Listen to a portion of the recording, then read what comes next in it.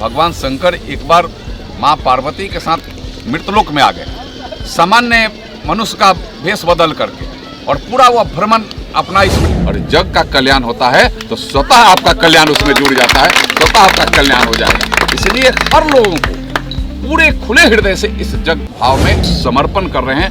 हे प्रभु, हमें आपने कुछ दिया है तो हम सही तरीका से उस भाव को आपके लिए समर्पित करने का काम कर रहे हैं। यह भाव इतने इस जग का महत्व रहता है।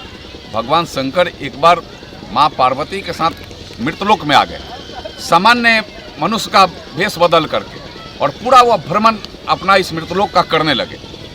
कुछ दिन घूमते घूमते एक जगह बहुत साष्टांग दंडवत किए, वहाँ के मिट्टी का चंदन बंदन किए, नमन किए, फिर वहाँ से चले। माँ पार्वती को लगा कि इतना दिन से घूम रहे हैं, कहीं ऐसा नहीं कि इस जगह में क्या है कि कर रहे हैं। भगवान उस समय बताए नहीं।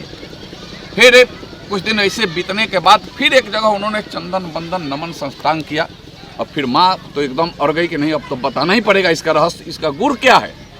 भगवान भोले ने कहा कि जिस पहले जगह पर मैंने नमन और साष्टांग किया, वहाँ 100 साल पहले रामधुन जग हुआ था, 100 साल पहले।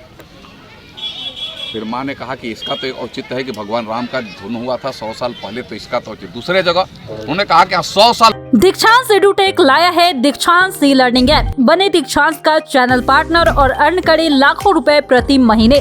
चैनल पार्टनर बनने के लिए विजिट करें www.dikshans.com। बाद होने वाला है, इसलिए यह जग पवित्र है, यह भूमि पवित्र है। यह भूमि का उतना दिनों तक भूमि का असर रहता है जहाँ जग होता है, इसलिए वंदनीय जगह है, यह नमनीय जगह है, यह स्मरणीय जगह है, यह चंदन और बंदन करने की यह भूमि है जहाँ जग होता है। इसलिए उस भाव को हम करने का काम हमने किया है। इसलिए मैंने ग्रामवासियों को हृदय से नमन किया। और इसमें जग में न कोई जाति होता है न धर्म होता है, जग तो जग के कल्याण के लिए होता है, और जग का कल्याण होता है तो स्वतः आपका कल्याण उसमें जुड़ जाता है, स्वतः आपका कल्याण हो जाएगा। इसलिए हर लोगों को पूरे खुले हृदय से इस जग भाव में और इस जग में समर्पण करना चाहिए। जग में दान का भाव नहीं रहना चाहिए, जग में समर्पण का भाव रहना चाहिए कि हम जग में समर्पण कर रहे हैं। हे प्रभु, हमें आपने कुछ दिया है तो हम सही तरीका से उस भाव को आपके लिए समर्पित करने का काम कर रहे हैं। यह भाव दीक्षांत एडुटेक लाया है दीक्षांत डिजिटल क्लास। दीक्षांत डिजिटल क्लास का उपयोग कर छात्र बना सकते हैं पढ़ाई को बेहद आसान और मजेदार। दीक्षांत डिजिटल क्लास को स्कूल में बैठकर देखना है तो पेन ड्राइव और स्मार्ट टीवी बनेगा सही माध्यम। चलिए अब ये भी जानते हैं कि दीक्षांत डिजिटल क्लास का फी स्ट्रक्चर क्या होगा।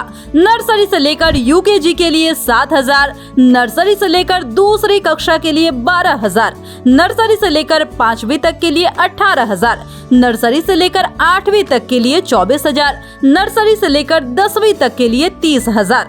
अगर आपको डेमो करना है तो उसके लिए आप दीक्षांत डिजिटल क्लास के YouTube चैनल को विजिट कर सकते हैं।